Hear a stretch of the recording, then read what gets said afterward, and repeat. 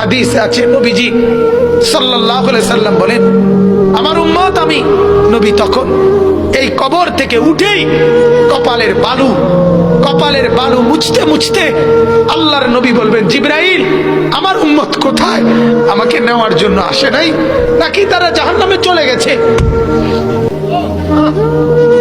জিবরাইল তখন চোখের পানি ফেলে বলবেন, না ইয়া রাসূলুল্লাহ, এখনো কেউ কবর থেকে উঠে নাই, কাউকে আল্লাহ এখনো উঠায় নাই, আপনি উঠলে এরপরে সবাই উঠবে। উঠেই নবী বলছে, হায় আমার উম্মত কই?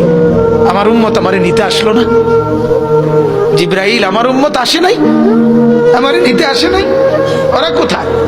তো জিবরাইল বলবে, ইয়া রাসূলুল্লাহ উঠে নাই ওরা এখনো, আপনি উঠলে এরপরে আল্লাহ সবাইকে উঠাবে।